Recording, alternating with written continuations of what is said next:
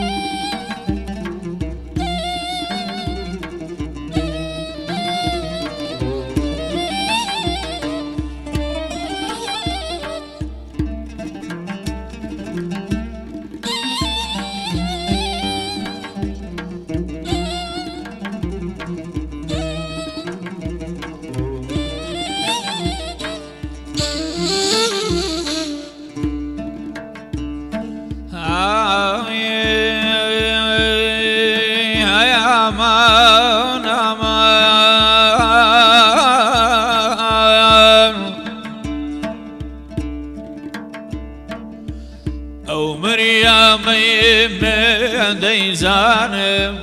بەردی بۆ بکێشم بە شانم، هێشتا من ئاتا بەگیانم ئای مریم ئایا من مریم چاوجوان مریم بۆ کانی مریامێ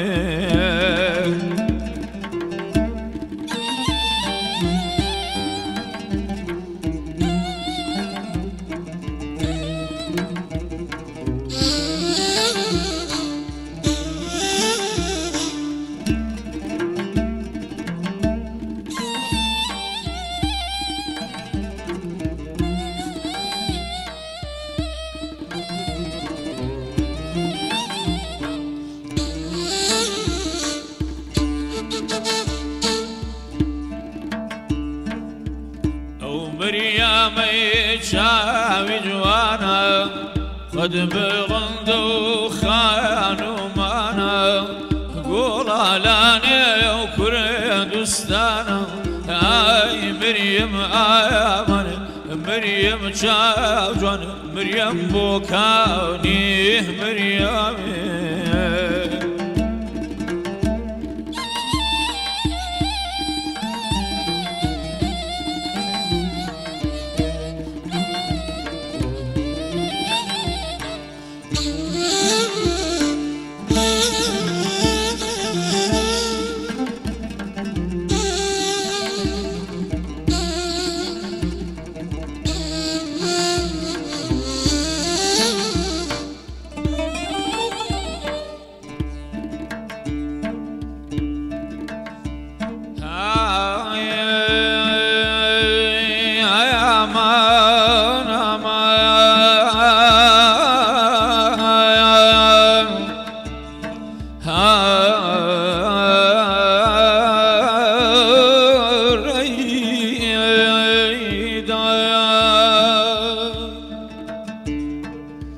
ئەو مریامەی باڵا بردە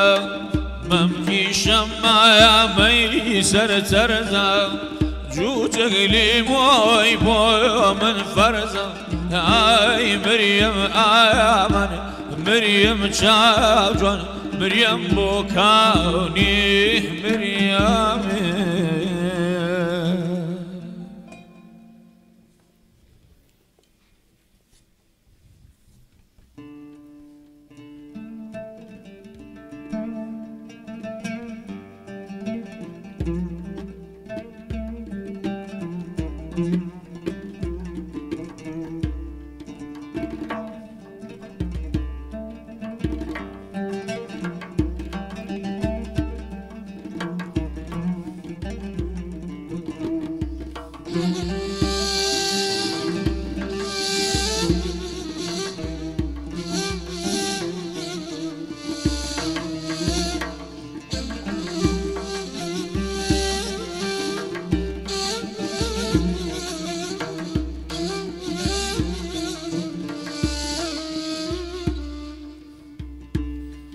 بخوێنەوە مەخوێنەوە تەنیا ئەوە نەبێ کە شەهوەتی نووسینت لا بەرپا دەکا لە شولاری هات لە شولاری ڕۆی هەندێ ئەندامی شایەتن بۆ من هەندێ ئەندامی شایەتن لەسرم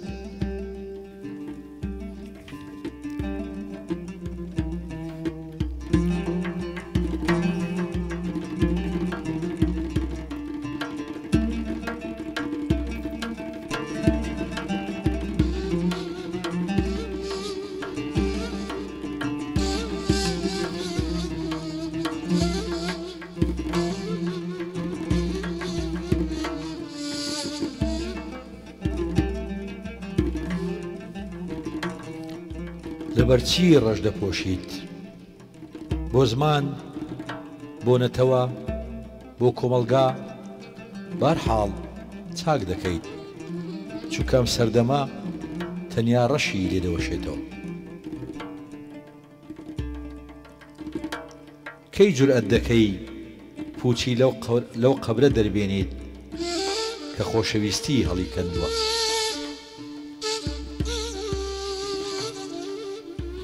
کات لێرە لە ژیانی ئێمەدا مەیلێکی زۆری هەیە بۆ ئەوی ببێتە شوێن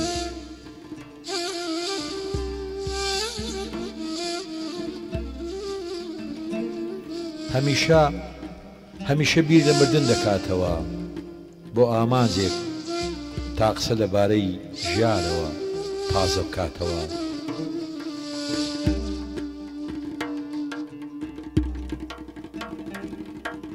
بەردەوام بڵێ نەخێر ڕەنگە وشەی بەڵێ تەنیا لە دوای میواندا بوەشێتەوە کە مردنە لەوەتەی لە خەڵک دوورکەوتومەتەوە هەز دەکەم نزیکترم لیانەوە باشتریان دەناسم هەر لەبارەی گۆڕانەوە قسە دەکا تەنیا مامەڵە لەگەڵ وەستانیش دەکا هەر هیچ نەبێ با دڵسۆز بێ بۆ ئەو وشەیەی بەردەوام لەسەر زاریەتی شاعیرێکە بەس بە غوباری ڕق دەژیت بەم شێوەیە هەر کاتێک دەڕوا زمانی لەبەر پێیەکانێتی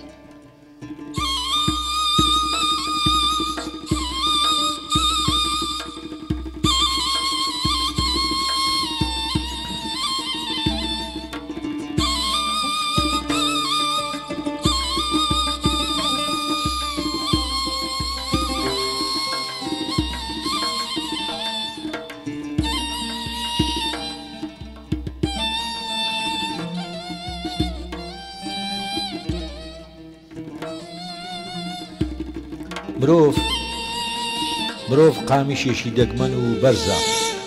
بۆ نووسینەوەی زەوی قڵێک بە چه عەقڵێک دەیانەوێت بگۆڕێت بۆ مەرەکەبێک لە مەرەکەبەکانی غەیب پرسیارەکانت بکە لە هەموو شوێنێکی بە شوێن وەڵامدا بگەڕێ تەنیا لە ناو کتێبان نەبێ دوێنێ چرایەکی داهێنا ئەمڕۆ بە ڕووناچیەکەی پەست دەبێ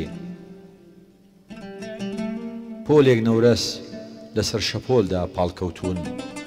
دەبێت چ نامەیەک بۆ کەنار بنووسن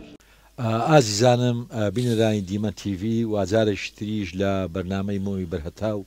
پێتان گەیشتینەوە بە یارمەتی و هاوکاری ئازیزانم موزیسیانیان شتێکیان بۆ دروست کردم حاڵەتیشی دەمیست باسی کەم کە کاروان گۆرانیەکەی حەسەن زیرەشی دەگوت منیش بە تەمام بەرنمەیەک لەسەر شاعیرێکی ئێزگار نوێخوازی ئەم سەردەمە بکەم کە ئەدۆنیسە کۆکردنەوەی حەسەن زیرەک و ئەدۆنیس کۆکردنەوەی هەفتاکان و 2022 شتێکت داتێ هەستێکت داتێ کە دەکرێ لەسەر خوانێکدا متەنەبی و کەریم کابان ئەدۆنیس و حەسەن زیرەک دەکرێن نزار قەبانی و جەلال سەعید بەیەکەوە دانیشن ئەم حاڵەتە دەرونیە بۆ من خۆش بوو سپاس بۆ ئێوە حەسەن زیرەک لە تازەگەری کرد لە گۆرانی کوردی ئەمڕۆ باسی شاعیرێک دەکەین کە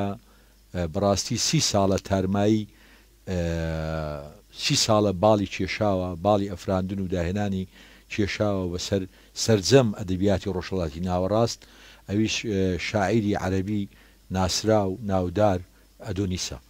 ئەدۆنیس ناوی عەلی سەعید ئەحمەدە خەڵکی گوندی قەسابینە لە لازقیە لە شام بەڵام لە ساڵی 1954ەوە لە پاریس دەژی 7 ساڵ بربژێری یان هەڵبژێردراوی مرەشەحی خەڵاتی نەوبل بوو بۆ ئەدەبیات یەکێکە لە بیرمەند و شاعیر و مفەکرە هەرە بەرزەکانی ئەم سەردەما ئەدۆنیس جیاوازی زۆرە لەگەڵ شاعیرانی تر بە تایبەتی ئەوانەی خولیای یان شارەزای ئەدەبی عەرەبین دەزانن دوای بەدر شاکر سەیابەوە ئەدۆنیس ناوێکی دیارە لە نوێگەری و لە تازەکەری لە شعری عەرەبی من بۆ قسەکردن ئەدۆنیسم هەڵبژار لەبەرەوەی هەم دۆستی کووردە هەم هەندێک سیفاتی هەیە کە پێویستە لە شعردا باسیکەین لە ژیان بەگشتی و لە ئەدەبیات و لە شاعربوون بە تایبەتی دوو دنیابینی هەیە دنیابینێک دنیابینی کرمیە دنیابینیەک دنیابینی باڵندەیەەکە کرمەکان لەسەر عەرد دەخشێن یان لەسەر گەڵایەکە دەخشێن سانتیمەترێک 2 سانتیمەتر دەبینێ و ئەو کرمە پێی وایە ئەم سانتیمەترە هەموو دنیاە بەڵام باڵندا کە لەو بەرزایەوە سەیری دنیا دەکا گاڵتەی بە ملیۆنەها لەو سانتیمەترانە دی شاعری ناوچەگەر شاعری هۆزگەر وەکو کرم وایە بەڕای من سانتیمەترێک دەبینێ هۆزەکەی خۆی دەبینێ وە دەزانێ هەموو دنیاە گەڕەکەی خۆی دەبینێ شارەکەی خۆی دەبینێ نەتەوەکەی خۆی دەبینێ وە دەزانێ هەموو دنیاە بەڵام شاعری گەورە شاعری مەزن ئەو شاعری وەکو باڵندا تەمەشای شار و نەتەوە و کۆمەلگاکان دەکا من نمونەیەکی سادە دێنەوە لەسەر ئەو دیدگای بە باڵندەبوونە لە یادەوەریەکانی ئەرمسترۆنگ ئەو کەسەیە کە یەکەم جار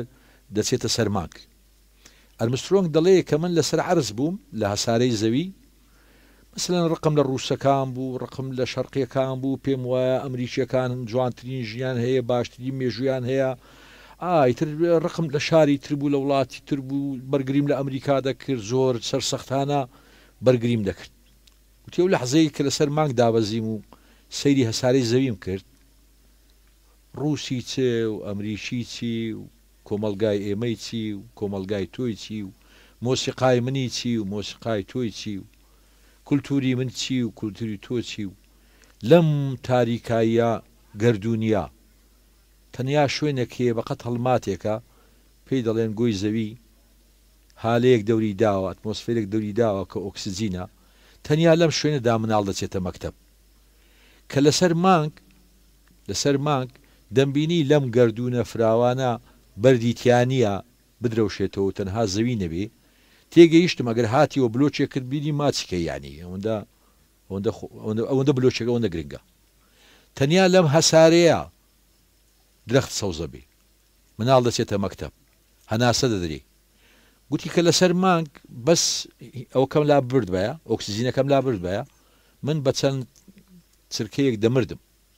کەچی لەسەر زەوی ئێمە نرخی ئەو ئۆکسسیجینە و نرخی ئەو ژیانە و ئەم ڕووناچە نازانین کە تایە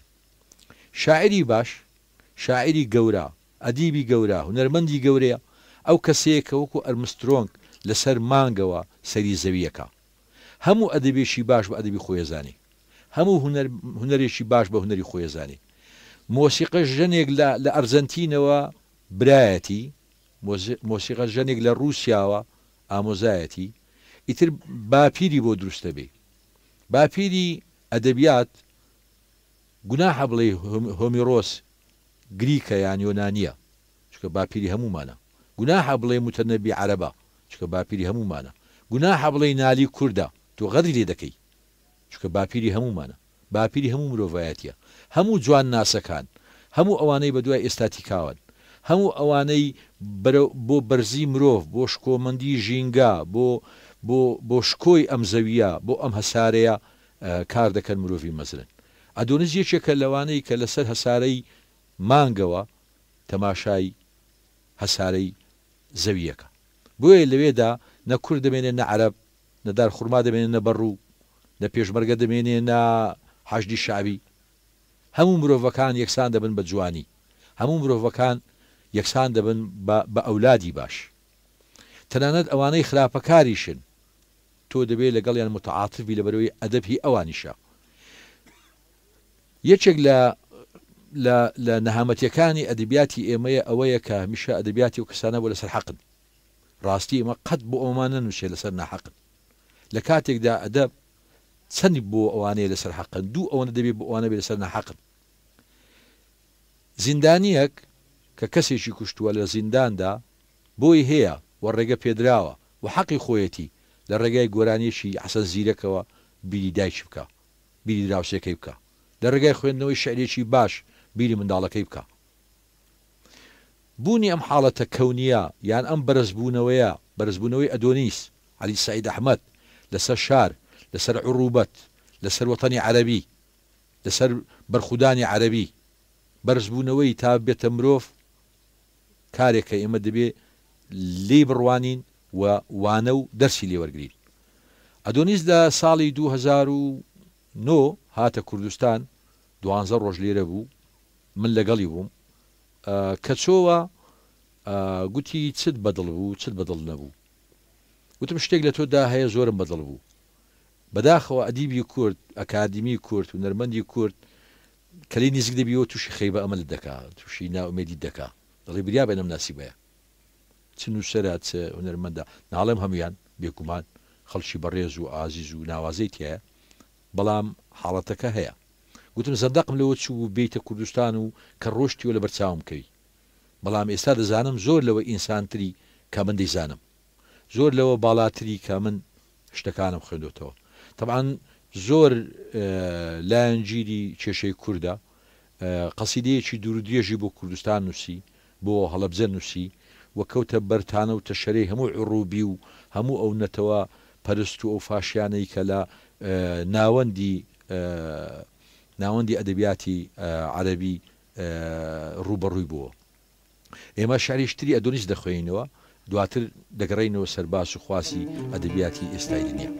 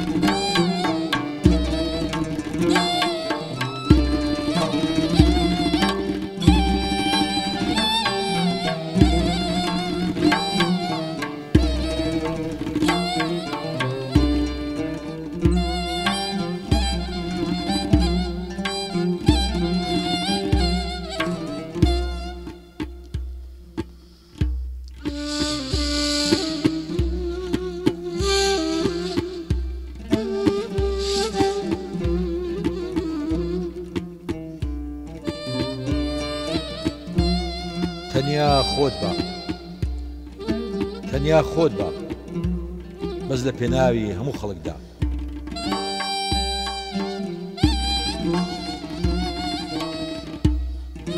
باشتر لەوانە تێدەگا کە ڕخنەی لێدەگرن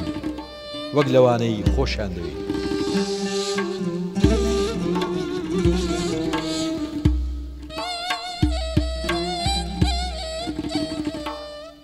چی هەیە لە ژیانی ئێمە سەیرتر ئەو مردوانەی زیندوو دەکرێنەوە زیاترن لەو منداڵانەی لەدایک دەبن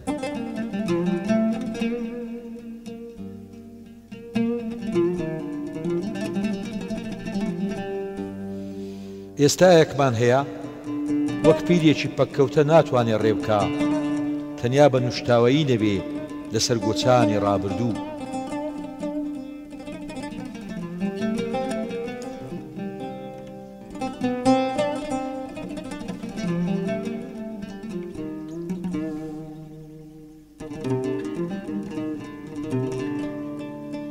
وامەزانن ئێمە سربەخۆیمان لە جیهان وەرگرتووە، جیهان سربەخۆی لێمان وەرگرتووە.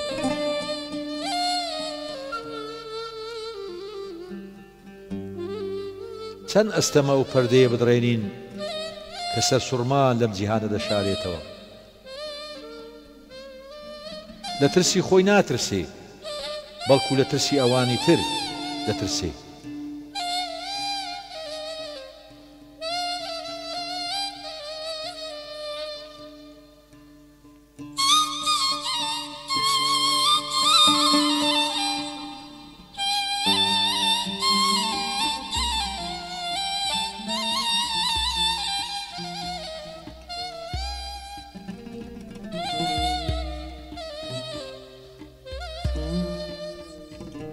مەسیح نەیزانی کە جوانە،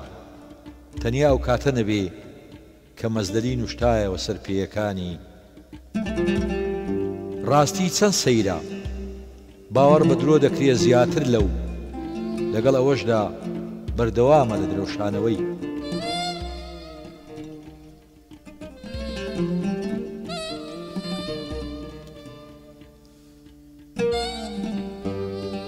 بەرد دەیناڵاند لە ژێر چەکوشی پەیکەرتاشێکی سۆمەری یان فیرعەونی، لەگەڵ ئەمەشدا شێوەی خواوەندی وەردەگرت. ئەمڕۆ تیرۆر وشەیەکە پاشایە و لەسەر تەختی جیهان دانیشتووە.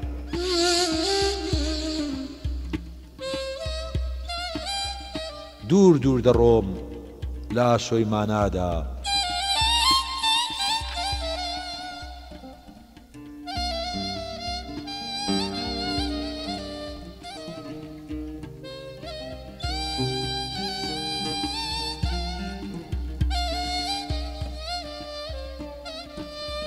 مێژوو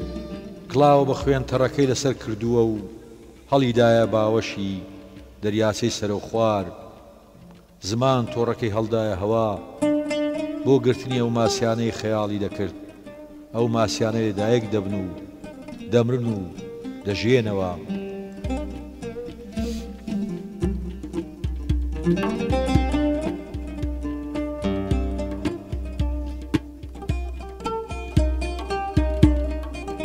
بە چاوان پەردەی ژوورەکەم دادەخەم، دەی ئێستا دەتەوێت چی پێ بڵێ ئەی خۆشەویستی؟ ئەی لەم پیرۆزباییت لێ دەکەم، تەنها تۆ دەتوانی سەراب و ئاو لە یەک دەفردا کۆکەیتەوە.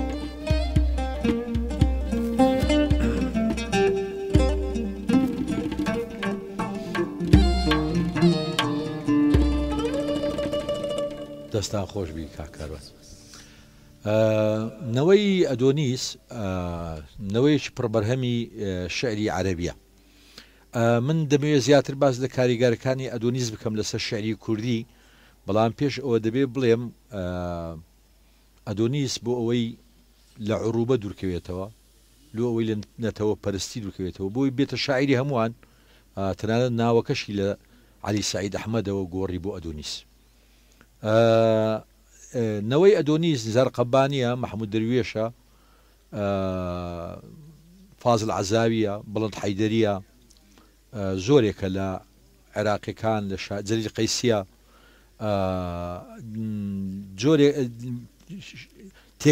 تێکەڵەیەکە لە شعری تازە و کۆن. ئەوەی ئەدۆنیس لە شاعرانی تر جیا دەکاتەوە شتێکە من خۆم بە شخصی لێم پرسیوە و لە چەندین نووسینیشدا ئاماژەی پێکردووە. ئەدۆنیس تەنها جەستەی ئەمڕۆی نییە، دەستێکی متەنەبیە، چاوەکی نیفەریە، پەنجەیەکی عەبدوڕەحمان داخلە، وەکو ئاوێکە سەرچاوەکەی دەگەڕێتەوە پیاوە گەورەکان، دەگەڕێتەوە سانجۆم پێرسی فەڕەنسی، دەگرێتەوە هۆمیرۆس و ئیلیازە و ئۆدیسەی یۆنانی. ئەدۆنیس پێی وایە شاعیر دەبێ بچێتەوە لە ناو سروشت،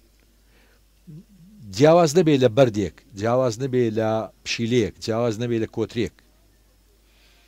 ئەم دنیابینە ئینسانیەی، ئەم دنیابینە جەمالیەی، ئەم دنیابینە ئیستاتیشیەی بەڕاستی بۆ دەگرێتەوە کە ڕۆشنبیرێکی ئێزگار گەورەی لە پشت وەستاوە. ئەوەی ئەدونی زیاد دەکاتەوە تەنها ئەوە نییە کە شاعیرە، بەڵکو بیرمەندێکی گەورەیە، بیرمەندێکە قسەی هەیە لەسەر تیرۆر، قسەی هەیە لەسەر ئیسلام، قسەی هەیە لەسەر مێژوو، قسەی هەیە لەسەر کولتور. بڕوایی بەوە هەیە کە مۆسیقا نابێ بخرێتە ناو سنوورەکانەوە، بڕوای بەوە هەیە وشە نابێ بخرێتە ناو نەتەوەیەکی تایبەتەوە. بڕوای بەوە هەیە کە هەر وشەیەک، هەر تابلۆیەک، هەر پارچە مۆسیقایەک مڵکی هەموو ئەمانەیە کە لەسەر ئەم هەسارەیە دەژین. شتێکی سەیرتر لە ئەدۆنیس چۆن لە دنیا دەڕوانێ بە نمونەیەکی سادە بێنمەوە. ئێمە کە سەفەرەکەین، دەچینە ئەوروپا، دەچینە ئێران، دەچینە مۆزەخانەی سلێمانی، مەسەلەن کە بەردێک دەبینین کە گۆزەیەک دەبینین تەمەنی 5,000 ساڵە، 4,000 ساڵە. مەسەلەن کە ملوانکەیەک دەبینین لە زەمەنی ئەسکەندەری مەقدۆنی، کە گۆزەیەک دەبین لە زەمەنی سۆمەریەکان، کە تابلۆیەکی قوڕ دەبینی پارچەیەک لە داستانی گلگامێشی لێ نووسراوە. ناتوانانی بەدەست خۆت نییە، ناتوانانی ڕێزی و گۆزەیە نەگری کە تەمەنی 5,000 ساڵە، ناتوانێت ڕێزی ئەم تابلۆ گڵینا ئەو تابلۆ قوڕە نەگریت کە پارچەیەک لە شعری داستانی گلگامێش لەسەر نووسراوە، ناتوانی احترام و ڕێزی هەرمێکی فرعونی نەگری کە تەمەنی 4,500 ساڵ بۆ 5,000 ساڵە. بەڵام خودی ئەم هەسارەیە تەمەنی 4,800 ملیۆن ساڵە، کەواتە ئێمە خۆمان خودی خۆمان لەسەر تحفەکە دەژین. ئەوەی ئێمە لەسەری دەژین تحفەیەکە تەمەنی 4,800 ملیۆن ساڵە. دنیابینی ئەدۆنیس بەرامبەر بە بەم هەسارەیە دنیابینی کەسێکە لەسەر تحفەیەکە دەژی، کەسێک تەمەنێکی کورتی هەیە عمری 70 ساڵە، لە هەموو شتێکەوە بەجێ دێڵی، لە مەسینەیەکەوە هەتا دەگاتە گوڵێک، لە خاکەناسێکەوە بەجێ دێڵی هەتا دەگاتە تەسبیحی دایک. ئێمە هەموو شتەکان بەجێ دێڵی، بۆیە هەموو شتەکان لە شوێنی خۆیدا، لە بینیندا، لە هەستکردندا، لە دەستکردندا، لە دەست لێداندا گرنگی خۆی هەیە. من هەمیشە لەگەڵ ئەدۆنیس جارێکیان پێم گوتم چی کاری لێ کردووی، گوتی پارچەیەکە لە یاداشتەکانی نیکۆس کازاکی. نیکۆس کازاکی نووسەرێکی یۆنانیە کە زۆربای یۆنانی نووسیوە و براکوژی نووسیوە، نووسەرێکی بەناوبانگە. یاداشتەکانی بەناوی راپۆرت بۆ گریکۆیە، راپۆرت بۆ گریکۆ. لە ئاخیر دێردا کە پیر بووە و بەرەو مردن دەچێ و نزیک دەبێتەوە لە مردن، دێڕێکی هەیە، وەک چۆن کارمەندەکان، وەک چۆن کرێکارەکان بە ئێڵتی و چەکوش و پلایز و دەڕنافی زۆوانە کار دەکەن، مرۆڤیش بە 5 هەستەکەی خۆی کار دەکات. نیکۆس کازاکی لەوێ دەڵێ کەرستەکانم کۆ دەکەمەوە، بیستن، بینین، تامکردن، دەستلێدان، ئیشی ڕۆژم خەریکە بەرەو تەوابوون دەچێ، وەکو ژوژک یان ژیژک دەگەڕێمەوە ماڵەکەم بۆ ژێر زەوی، دەمرم، نەک لە بەرەوەی ماندوو بووم، ماندوو نەبووم، ئەو کەرستانم کۆ دەکەمەوە لە بەرەوەی خەریکە خۆر ئاوا دەبێ، خۆری تەمەن. ئازیزانم، بەم جۆرە هاتنە کۆتایی ئەم بەرنامەیەش. هیوادارم خوێندنەوەی ئەدۆنیس یان خوێندنەوەی ئەو شاعیرانەی کە بەڕاستی پێویستە گەنجانمان، کچانمان، کوڕانمان، ئەوانەی سەرقاڵی ئەدەبن، ئاگداری ئەم دنیابینە جوانەی ئەو پیاوە بن. من بە شعرێکی ئەدۆنیس کۆتایی بەو بەرنامە دێنین، لەگەڵتان بەردەوامین لە بەرنامەی مۆمی بەرهەتاو. سوپاسی بێپایانم بۆ کاکاروان و کاک ئەرکان و هاوڕێیانم لەم بەرنامەیە هاوکارم بوون. ئیتر تا بێگەیشتنەوەیشتر و ئەڵقەیشتر لەم بەرنامەیە خواتان لەگەڵ.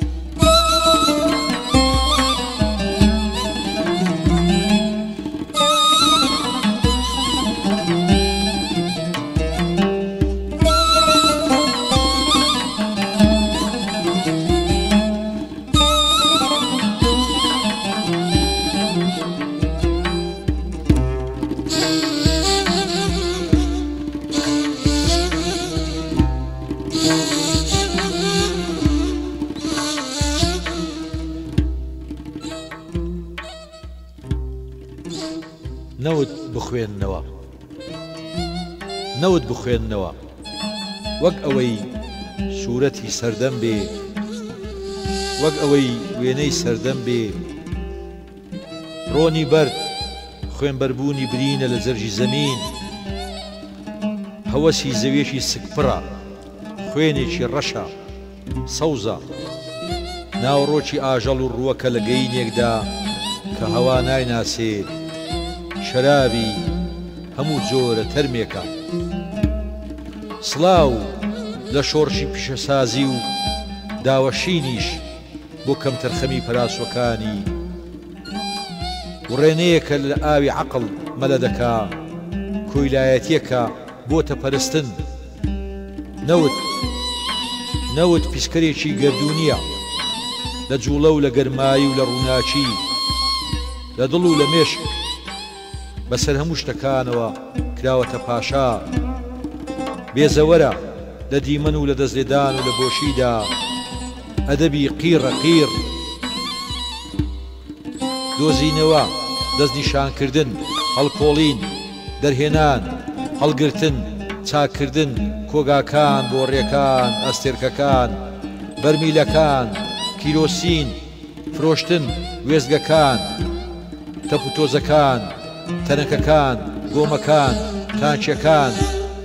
تانکەرەکان بەرەو هەناسە هەڵبژین بەزەیتان بێتەوە بە بۆنەکانی جیهانی کوشت و کاڵی فەوتاو ڕۆشنبیری قیر وێنەگرتن سینەما شانۆ نەوت پاڵەوانی داستەکانە ئەرێ شعر لە شوێیە ئەرێ کوا مۆسیقا نەوت زەویناسی کیمیا فیزیا زیندەوەرزانی زانستی ئاژەڵ زانستی پزیشکی دەرمانسازی نەوت سۆمەر و بابلە کەشتی نوحە تۆفانە فۆرمەکانی تێگەیشتن و هەستە کە نە ئەفلاتون و نە قوتابیەکانی زانیویانە خودی هێراقلیتیش نەیناسیوە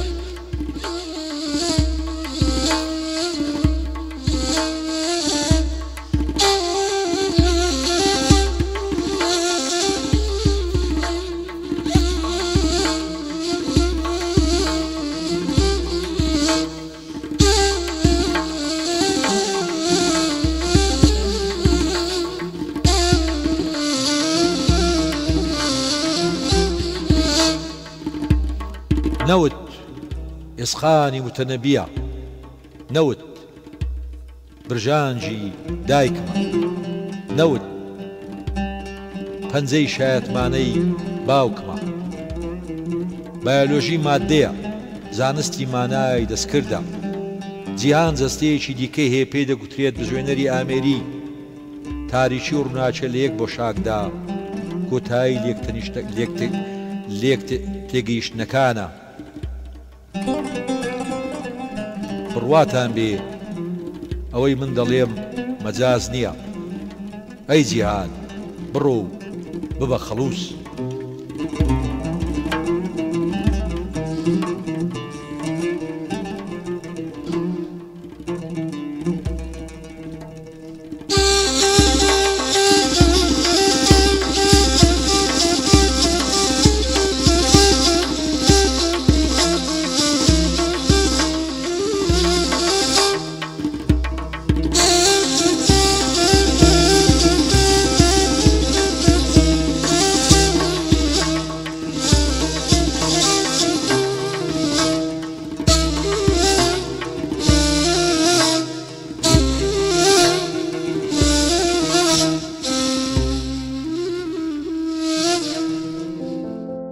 ناردنەوەی ئەو گۆرانەی یەکەمین جار من ناردبووم بەجێی هێشتم وەک ئەو کۆترەی بیگرن و بە هەمان ئەو پوشانەی کۆی کردبوونەوە بۆ هێلانە بیبژێنە